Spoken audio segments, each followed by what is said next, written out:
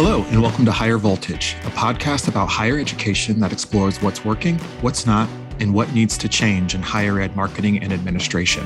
I'm your host, Kevin Tyler. Welcome back to Higher Voltage. I am so thrilled to speak with today's guest, Catherine Friday of Ernst Young. Catherine has spent most of her time serving public institutions that design and deliver education. As Ernst Young's global education leader, she is responsible for bringing together teams from around the world to support engagements in the departments and ministries of education and higher education, vocational, and K-12 providers. Catherine has postgraduate qualifications from Monash University, Harvard University, Stanford University, and Kronlana program. She is a trustee and audit committee chair of the Melbourne Olympic Parks Trust, which governs the largest sports and entertainment precinct in the Oceania region. I am so thrilled to welcome you, Catherine Friday, to Higher Voltage. Thanks so much for being with us today. Well, thank you so much, Kevin. It is an absolute thrill to be joining you today. I am thrilled to note that you are my very first international guest. I do not know what time it is where you are, but it's much different than where I am. So thank you for doing all the things that you had to do to make time for this in your busy schedule. I'm intrigued by the report that you have recently released called Why Human-Centered Design is Critical for Universities. It is a treasure trove of insight, thoughtful content around how this can happen, what it means, framing it around people as opposed to technology. And I have tons of questions for you about this report. So before we dive into that, I wanted to make sure that I give you some space to share anything else about you and your background that I did not cover in your bio that you'd like our listeners to know. Thank you, Kevin. I think you pretty much nailed it. So I'm happy to jump into the questions as soon as you are. Right on. Thank you so much. So as I've said already, how much I admire the work that you have presented in this report. I'm curious if you could tell us how you came up with the idea of framing the idea of technology and transformation around humans rather than the technology itself. Absolutely. I would love to say it was a spontaneous moment of individual inspiration, but of course, good ideas never have that sort of genesis. And in fact, this particular report actually comes from some other work that EY has done in conjunction with the Oxford Said Business School, where in sort of 2018-19 time, the firm did some really interesting research across many industries globally, looking at the characteristics of those big tech transformations that succeed, the very few number that succeed relative to the vast number that fail. And when I say fail, I don't mean that the tech isn't deployed, but that the tech doesn't deliver the magic that is promised on the box at the moment that the procurement actually happens. And so we really wanted to understand why is that, and if the tech is good, why doesn't it actually deliver what companies often, as we know, will spend millions or even billions of dollars investing to deliver. And so that research in conjunction with Oxford found, big surprise, that the reason a lot of transformations don't actually succeed is that no one actually ever stops to ask people, what problems do you need solved? What do you actually want out of a good tech experience? If you were designing digital for you, what would that look like? How would this make your life easier? How would you like to be involved in the implementation of this? And lo and behold, for those companies that we surveyed that have had successful tech transformations, and when I say successful, they are 200 to 300% more likely to have had really good outcomes. The key differentiator was that focus on people. So having humans at the center of their design. So we took that idea and said, wow, this is really interesting. What could this mean and what would this look like if we actually posed this same sort of frame of reference around universities, given that universities, particularly as they come out of COVID, are needing to think hard and deeply and differently about how they do tech transformation too.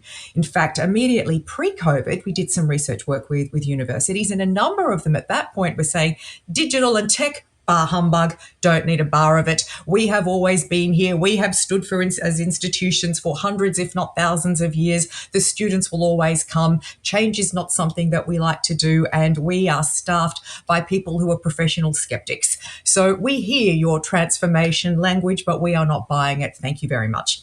Then, of course, lo and behold, COVID came along, and whether unis wanted to or not, they all of a sudden really needed to think hard about how they did tech in the short term. And of course, increasingly, they're needing to think hard about how they do this for the medium and long term as well. Now, as you and I know, Kevin, universities are about to be having intakes of kids who were born the year the iPhone was released in 2007. Yeah. So these are people who are digital natives in a way that none of us are. When I say us, I'm speaking as someone who was born last century, and their expectations and demands of consumer grade higher education are just native to the way they think about the world. So that was the sort of the genesis of the idea, and that is why we thought if universities are going to succeed at this, and they really need to, because we really need, the current generations more than any other generation to have high quality teaching and learning experiences, because the challenges that they are going to be grappling with over, the coming decades are monumental and do actually represent the challenges that, are existentially important to humanity. So let's do our little bit in actually making sure that universities are as well equipped as they can be to support high quality in teaching and learning, and tech has got to be part of that. So what do they need to be thinking about? So that was what sort of drew us to our original hypothesis that unis need to be thinking about people, and they need to be thinking about people differently. So apologies, like that. That's like a 1,200 word answer to your original question, but that's where it came from. That background is really helpful, because I think that we talk about this often in so many other sectors or parts of the higher ed experience, and the need for it to be student centered or human centered, whatever the word is, person centered. Yes. And we always receive in response some reason why that can't be. But what we have here is 50 pages of a synthesis of reams and reams of data collected from 3,000 or so people in students, faculty and staff, professional staff from 8 countries, right? 8 geographies. Yeah. And the theme here is that there is a distinct and significant desire for technology to be not just a part of the experience, but ingrained in the experience. It needs to be woven through so that students understand that not only can they get the education they want the way that they want it, but that their institution is invested in the future of what education is going to look like, and they're prepared to deliver it in those ways. And I find that to be so fascinating, and it's so relevant, and it's so now. This document, to me, feels like something that could be made into a magazine and sent to every CMO and an American institution, all 3,000 of them, to every chief marketing officer, because these are the things that people are thinking about. The expectations that incoming classes have are so much higher. They're so much higher about the experience, the quality of the experience, the quality of the education, all these things. And that is not going to be able to be delivered at that level without technology being involved. No, absolutely. You're absolutely right. And that is what we heard time and time again. And as you say, in the research that we did, we engaged with 4 different cohorts of people across universities. So we actually asked students, what do you want? What do you value, and why? As you said, from 8 different regions around the world. We then asked the same thing of teaching staff. We then asked the same thing of research staff, and we then asked the same thing of corporate services staff within universities as well. And not surprisingly, their needs are different, but they were all abundantly clear about what it is they do need and what problems they need help solving, so they can actually get on and do what they're there to do better than they're able to do it today. Oh, so great. I love it. Higher ed is facing headwinds like never before. And with internal teams leaner than ever, you need outside help that knows what you do and can plug into your operations to help in any way you need. From enrollment analysis and support, to bold, brand-driven creative and elite user-focused strategies, Electric Kite can help. So yeah, it's getting windy out there. But that's okay, because kites rise against the wind. Visit electrickite.com to learn more. I'm curious, just like at the outset, How did you account for or navigate the differences in policy and funding and politics across the 8 geographies for this work? How did you consider that?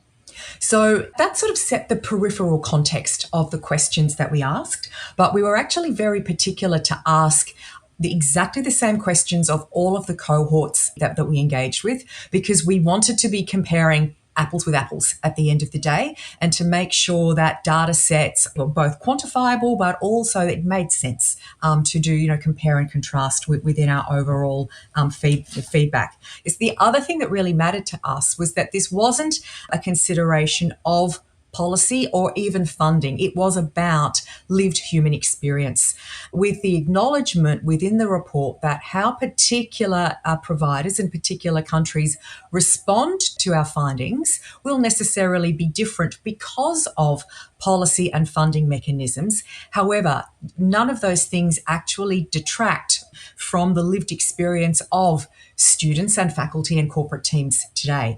And what was actually really interesting to us was that although there were, as I said, there were some peripheral differences in what we found country by country and cohort by cohort, what was really interesting to us was how much common ground there actually was. And if you're talking to students in India or Australia or the US or the UK or wherever it was we were talking to them, fundamentally they were wanting the same things. They might have weighted the things that they wanted differently. So when we asked the students to choose, out of these top 10 things, how would you rate them? Some of the ratings might have been a little bit different, but the top 3 things were the top 3 things for everyone, which was really, really interesting to us as we went through this process.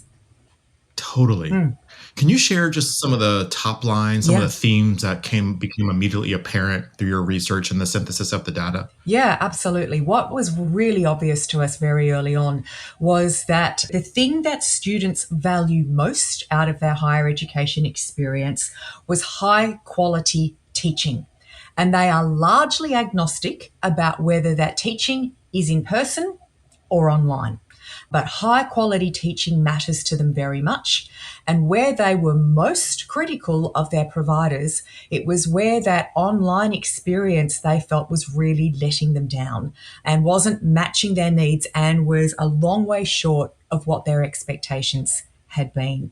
And that was true for students all the way around the world. It didn't matter, said literally, if we were talking to students in Japan or India or Melbourne or New York, they all said, we're here because we want a high quality teaching experience. We want access to the best information that we can get. And it doesn't matter if it's in person or online. We really don't care. But however it comes at us, it's got to be awesome. And right now, it's not consistently good. So we then asked them, if you had unlimited funds and you could invest those in any one thing to improve your university experience, what would it be?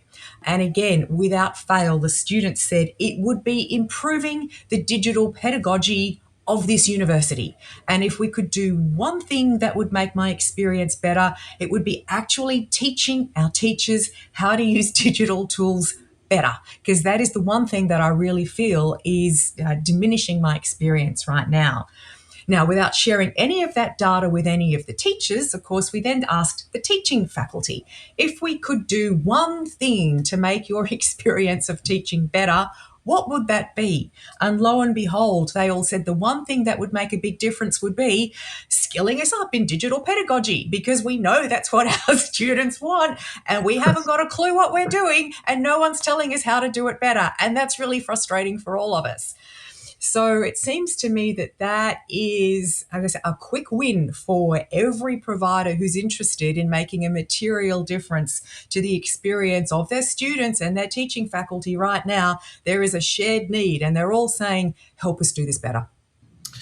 So I think it's fascinating for, lots of reasons, but asking people what they need and then working to deliver it seems to be a really great model of customer service, right? Yeah. Like, I feel like that's one of those things that should just be happening. I think I get lots of surveys from retail organizations, right, who are saying, how do you like to be communicated with? What did you like about this product? They're all constantly collecting information. I'm so curious why the same doesn't really happen in a higher ed space, right? This feels revolutionary, but in actuality, it's not really, right? No, it's not. And you're right. In other sectors and other industries, this happens all the time. And it is a routine part of engaging with clients or customers. Now, of course, the whole notion of students as customers, that in itself is revolutionary in some universities. And for so long, a number of them, particularly the global elites, have had and been able to have the mindset that we are here and anyone who comes here is privileged to be here. And so we can do what we do and we can be who we are, and that will just need to be okay. But of course, the whole nature of the delivery of education, not just higher ed, but all education, is changing. And it is increasingly possible for students to choose to access high quality education content from any provider on the planet as and when they want to. So unis really need to be thinking long and hard and differently about what their value proposition is to students and why should students actually choose them over all of the other claims, potential claims on their time and on their dollars. So a number of universities are starting to make this transition to thinking about students as customers, but it is a challenge for some of them. Regardless of how you see students, though, of course, students have sort of a customer experience journey or a customer experience map, if I can call it that, as does someone who is consuming any good or service from any provider. So there is that moment of first awareness that your good or service even exists, through to the moment of them engaging with you, learning about you, and consuming that good or service, again, whatever it is. Now, we know, having done a lot of journey mapping over higher education life cycles and student journeys through universities, that there are moments that universities do well, but there are many more moments that universities do badly, and those are moments, therefore, that can cause student attrition at quite high rates, where if they did a little bit differently, it would make a huge difference to a student's sense of belonging and engagement with their university as well. So for any student, there is that moment that they first click on your webpage, or they first see something on TikTok about you, or someone first mentions you in passing, to the time they actually then, narrow you down through their own process as to wanting to make an application to you, to understand more about you, and to ideally both complete and then finish, degree or studies with you. And there are so many points of potential friction or loss or positive experience through that leading universities are seeking to lean in and actually understand what is it that makes an experience here good, where are the points of friction, and what do students want. And again, that is something that we really sought to unpack as part of our study as well. Where are universities losing students? And obviously there is a massive financial implication of that, where for the want of a small app, as for instance, they may be able to engage differently, and they may be able to use data analytics to say, hey, we've noticed that you haven't been to the last 3 or 4 tutorials. Is everything okay? Would you like to book a meeting with someone? Can we step in and support you? Or your last essay was a bit late. Can we have a chat about that with you? Rather than not using any of the available tech and students feeling really disconnected and disengaged and disenchanted and potentially dropping out of the system entirely. And of course, that's particularly true for students who are first in their family to attend university, or those who often come from remote or regional areas or low SES areas. And if this whole experience is a bit new and a bit overwhelming for them to begin with, the want of that sort of more personalized interaction can really make a big difference between them staying or them leaving. What you've just shared makes me think of several stories in my head around higher ed marketing, how messages are amplified and distributed. And this idea, this research, and this document that you've created really speaks to the idea that it's not just about content, it's not just about message, it's also about how I interact with the message, how I experience the content. That is just as important. That is just as much part of your marketing effort as the content itself, because these incoming classes are paying attention to a lot more things that we might, as marketers, might not even think about and experience, especially digital. The digital experience is one of those things. So if you're using words like innovation and forward and future thinking and solving the problems that, don't exist yet, and your website is terrible and the experience is not great, and the lectures are only just on the site and it breaks up and it's just not high quality, then I have a hard time believing that you're innovative. I have a hard time believing that you're future focused and that you're answering the problems that don't exist yet, right? Yeah. And this is not like a slight on institutions. It's just like one of those things that I think people forget, that it's not just the message, it's also how well the messenger works. That is so true, Kevin. And I guess one of the things that we asked students as part of our research was pretty much, are you getting the experience from your university that you were promised, that you thought you were signing up for? Which we thought was a pretty important question to ask. And as you said, not one that universities often ask, but it's an unusual relationship that universities have with their students, because it's one of the few relationships that we have with any provider where we are forking out a lot of money, but don't actually have any recourse if we don't get the experience we think we're paying for or we're signing up for. So we thought that was an interesting question to ask. And what we found was that around 22% of students globally were or are really dissatisfied with the experience that they're having. And you might say, well, the good news there is around 79% are happy to very happy with the experience they're having. That's great. But in any other sector, if you found out that 20% of your consumers were deeply dissatisfied with the vast chunks of money that they were forking out and the opportunity cost of their time, you'd be thinking, we can probably do better here. And you'd also be thinking at the providers down that, the far left end of the bell curve, thinking, perhaps their days are numbered. And maybe if you were one of the providers down at that, left side of the bell curve, you'd be thinking, I need to get my skates on, and there are things that we need to do better in a hurry here, because students have a lot of choice. And if we are not clear about our value proposition, and if we are not delivering that experience to our students, do we actually deserve to still be on the block? Speak on it, Catherine Friday. Yes, exactly right. I'm curious if any of the findings from your research were particularly surprising for any reason, from any geography, any topic area. Was there anything that made you and your team just kind of perk up like, oh my goodness? Well, I think that one of the things that did surprise me, or also I think surprised the whole of the research team who was involved with this, was actually how globally consistent the findings were. And I guess so that suggested to us that there is no single geography that has nailed this, but it also was really, really interesting that I guess what it showed us is that there are pockets of excellence in all of the countries that we looked at as well. I mean, absolutely, there were some regional variations to the findings. And we do, in fact, have regional cuts of the reports in the data sets. So for instance, we found that in Australia, more students are juggling work with study than is true for the national average. So in Australia, 75% of students are also working full or part-time in addition to carrying full-time study loads. So that suggests something about how forward-looking universities need to think about delivering content to students in this particular corner of the world.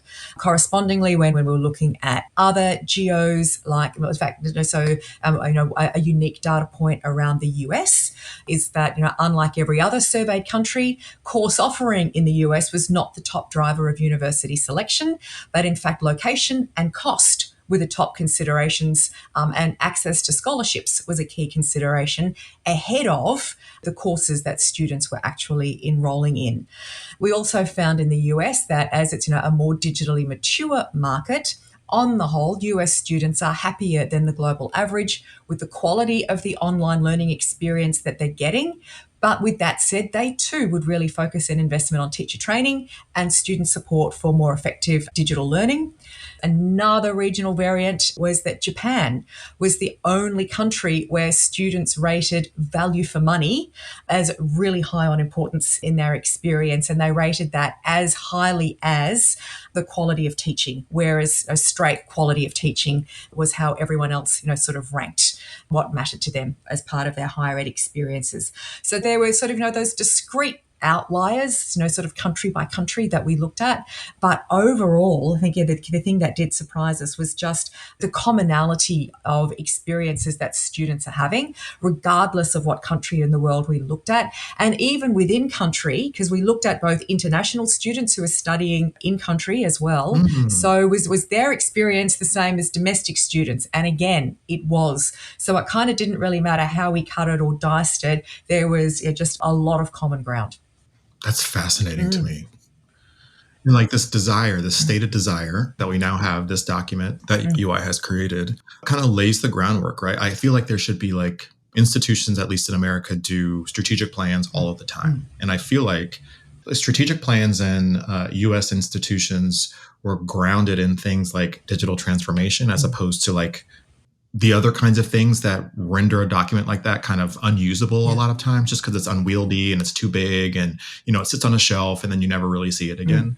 I feel like this is a really novel approach to developing strategic plans for institutions because we know that this is what students want. And so what is the strategy to get an institution from where it is now to where it needs to be to serve the needs of its students? And I think this is a really great kind of primary document to reference in building that kind of content.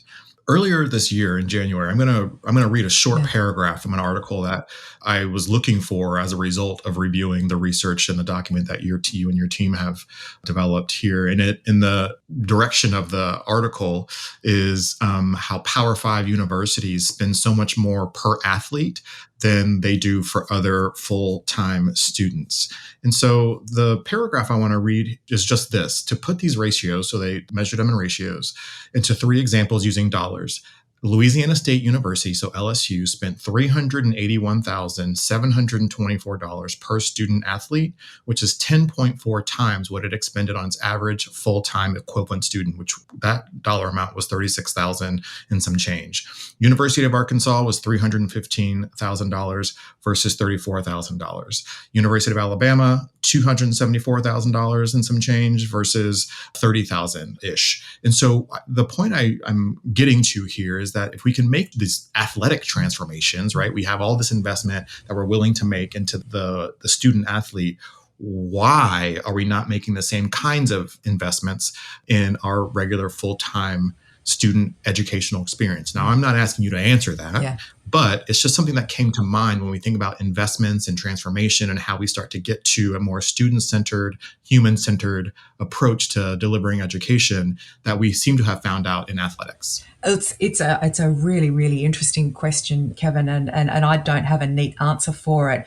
I think what would be really interesting, and I don't know the answer to this, but what would be really interesting would be to understand why those universities have made those choices and what do they see their value proposition as being, that those are the investments that they're seeking to make, and how and what sort of return are they actually getting on those investments. Is that potentially tied up with scholarships? I don't know. I said I don't know the answer to that. But I guess the question that it raises in my mind is making those sorts of investments actually improving equitable access to high quality education for broader cohorts of students? Is it lifting or uplifting the quality of the teaching and learning experience that most students have? And is it providing for the long-term sustainability of that institution as well? And there may be really solid and sound answers to all of those questions, and I don't know what they are, but they're questions that immediately come to mind for me. And I think if I were being asked to support, some strategy setting work that a university was doing, I would certainly be going back to, those first principles questions of who are we and who are we here to serve, and what is our value proposition around that, and what experience do we want our teachers, our students and our researchers to have, and how do we differentially invest in those things? And then there is, I guess, the related question around our obligations around community building and society building as part of that. And and so and those may all be questions that that are on the agenda of the boards and the chairs of those institutions. I don't know, but I think one of the things that does excite me about digital education done well is that it does have the capacity to put high quality teaching and learning into the hands of students from your own institution, but potentially students right around the world. if that is your choice. Yeah. And so, when we think Totally. about the UN Sustainable Development Goals, obviously goal number 4 is the one related to making sure that all of the world's learners have access to high quality teaching and learning. I think the education goal is the one that we might actually be able to achieve within our lifetimes, and it will be through digital education done well. And so universities actually have the opportunity to be leaning hard into that, and be thinking really cleverly about how they make their content available absolutely to their own students, but in new and different ways to other students from around the world as well. And if they spent on their digital backbones the same as what they spend on one building, their potential for growth and change and transformation for their students and for their staff would be absolutely transformative and market making. Totally.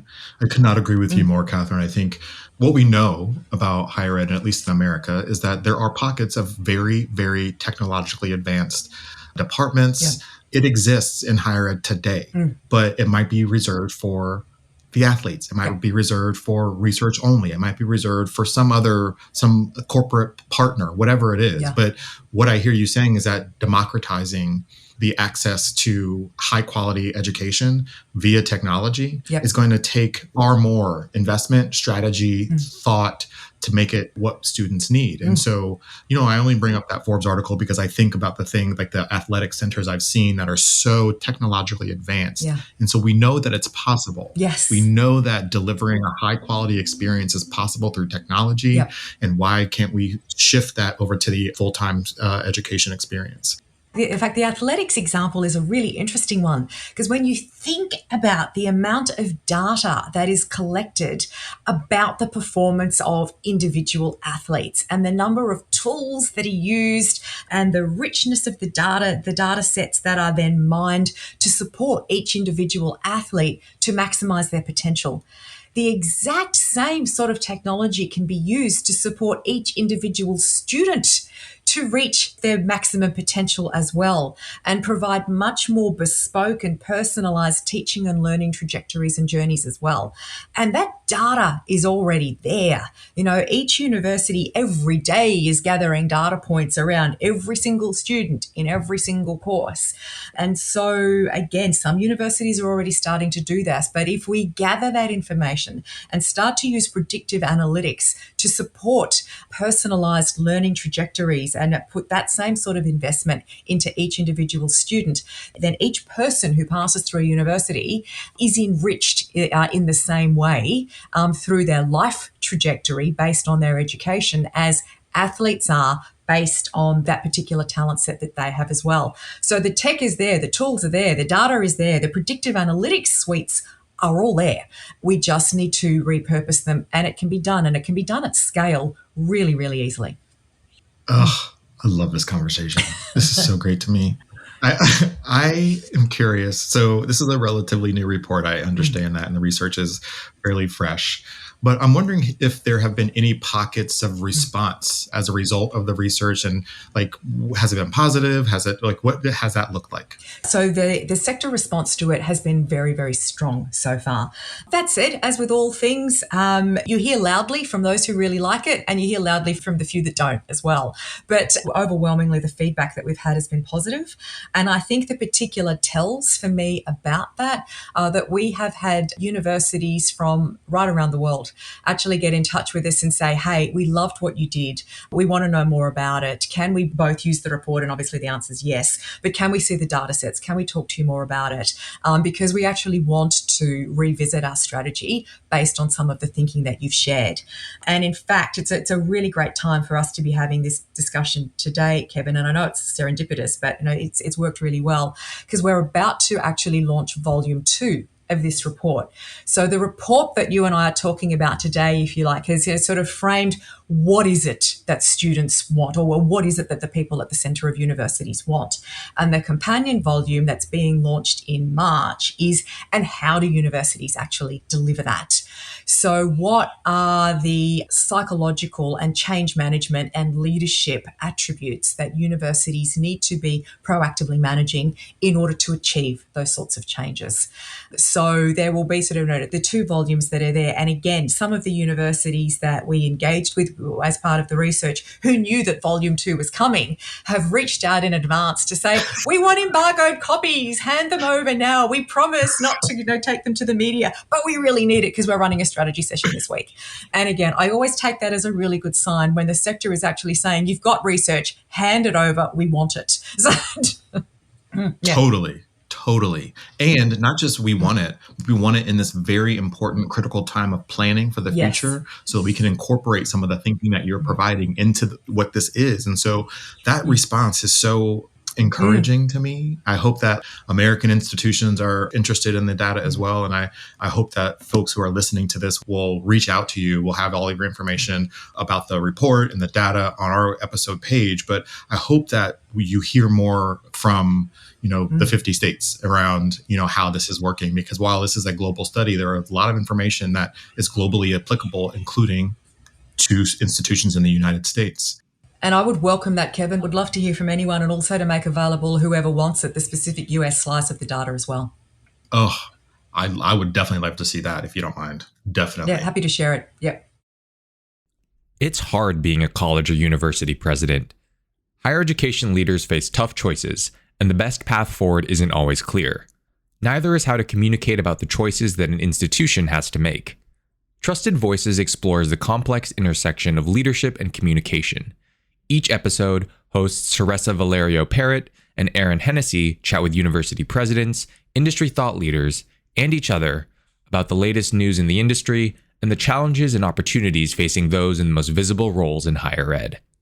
Season 2 of Trusted Voices kicked off with Rice University President Reginald DeRoche joining Teresa and Aaron to discuss the importance of openness and how to embrace politics at one of the most prestigious universities in the country. And more great guests and critical conversations lie in store. Listen to Trusted Voices on the Volt Podcast Network, wherever you get your podcasts. So I love that you've had this response of institutions and geographies reach out for more access to this information. I'm curious if you are aware of any new decisions that institutions have been making as a result of this work. And again, knowing that it's pretty new. Yeah, and no, I'm not aware of new decisions that have been taken yet. But as you say, we only released it in November, and then there was, Thanksgiving and Christmas and holidays and stuff. And of course, in my part of the world in Australia, sort of the universities kind of shut down for our summer break. So people are just kind of back on deck now-ish. So I think the real tell will be what happens in the next 6 months, particularly once the second volume is released. Totally. I can't wait for that. I have not been this excited for data in my entire life. So we'll be glad to share. I'm going to ask this question. I'm not sure how comfortable you are with it. But based on what you've seen, read, researched in this work, are there countries that you feel are best positioned to achieve human-centered transformation before others? And if so, why? Why? What's different about their infrastructure? Yeah, so I think the question of infrastructure is actually one of the most important pieces here, because, it's all very well to have a digital strategy, but if your teams and if your people don't have access to cheap, reliable Wi-Fi or broadband technologies, and if they don't have devices, then the strategy flies out the window really, really fast. So for me, it would be those countries or providers who are aware of that and make sure that there is no digital divide between those who have that sort of access and infrastructure support and those who don't, and work really hard to level the playing field there. And so it may be that we actually see some surprises in the countries that emerge as mature providers of high quality digital teaching and learning, ahead of others. I think within countries like yours and mine, Kevin, we would expect to see a rapid uptake in highly urbanized and wealthy areas. And there will then be a tail, sadly, into other parts of the country. Meanwhile, when you look at particular parts of Central Europe or even Africa, where governments have invested in universal access to devices and universal access to broadband. I can see that those sorts of countries could well leapfrog the rest of us in terms of having faster universal access to high quality digitally provided teaching and learning. So it may well be that a lot of the production of content continues to come out of, the traditional areas of provision. So US, Canada, UK, Oceania, as a for instance, for high quality content in the English language. But it may well be that is increasingly consumed off our shores by people who are well supported with better digital infrastructure than we may have in our own countries. Fascinating. I have one more question for you that I like to ask every guest who joins me on this show. But before I ask that, I want to ask you if there's anything else about the report that you think is really important for our listeners to hear or know about that I have not asked you about. No, thank you so much, Kevin. I don't think there is. I think it's been a great conversation. And as you said, the report is there and freely available to whomever may be interested in taking a peek at it. Totally. And I would encourage everyone who's listening to this to take a look at this document, this report, because it has so many thoughtful ways to think about how we can reframe how we deliver education in a way that is current and relevant and meets the needs of the students, as opposed to how we as an industry think it needs to be delivered. It completely centers the human. And I think that is the most beautiful part about all of this is you ask what is needed, here is what is needed, and now there's no excuse, right? Like there's just no other way to go about delivering high quality education through technology because we have all the data right here. Absolutely. So my last question is, what do you think the future of higher ed looks like in about 10 years, 20 years, whatever length of time you want to choose? So I know I'll get the answer wrong, but because it will okay. change in ways I cannot imagine between now and then. But based on what I know today, I think it will become far more personalised. And rather than universities just saying, this is our degree structure, if you are enrolled here, this is what you must study, I think there will be a lot more opportunities for students to say, I actually want to do a couple of modules from here and then a micro-credential from that over there. And then I actually want to do some offshore. And then I actually want to do some workplace or work integrated learning and get some academic credit for that. Because the future that I am facing into is one that the traditional degree structure simply does not equip me for. And I think that we will quite quickly see our governments and tertiary regulators around the world seeing that and acknowledging it and effectively creating digital passports for skills and teaching and learning that recognize all of the moments and styles and experiences of teaching and learning that students have had, and stepping away from only accepting the traditional degree with the traditional, degree or diploma at the end of it as the only recognized or credible acknowledgement of a high quality teaching and learning experience. When you think about it today, the higher education institutions basically have the monopoly on giving out degrees and diplomas. And so effectively what I see is that monopoly being challenged, and it ultimately being challenged by students who will say, I see what you're selling and I don't actually want it. I actually want maybe some of what you've got, but some of what the guy down the road is selling as well. And so that's what I'm going to have. Oh my God, that is a fantastic vision, and one that has not been a response we've had on this show before. So I really appreciate that. Pleasure. It's a very unique idea, and I think it's compelling. And I hope part of that is what happens. Me too. I think that's what people will start to build on their own. And I think you're exactly right that the idea of a traditional higher education experience is being challenged every single day. And if the industry doesn't get on board globally, not just here, but globally, then I don't think it'll be a good thing if they don't get on board with that. Yeah, completely agree with you, Kevin. Catherine Friday, I've had so much fun chatting with you. I've had so much fun preparing for this conversation. The information that is included in your report, why human-centered design is critical for universities, is critical for every person who's working in leadership on a campus. It is critical to review this information, to take it to your leadership and say, we need to make moves. We need to make investments where we can to make the digital education experience more human-centered, but also just make the educational experience way more human-centered. So thank you for doing this work. Thank you for joining me on this for this conversation. And I'd like to reserve the right to have you back when part 2 it gets released. So if you want to talk about that as well. Oh, I would love to. Thank you so much. And it's been an absolute pleasure and joy. Thank you. Awesome. My pleasure. Thank you so much. That's it for this week's episode of Higher Voltage. We'll be back soon with a new episode. And until then, you can find us on Twitter @VoltHigherEd. And you can find me, Kevin Tyler, on Twitter @KevinCTyler2.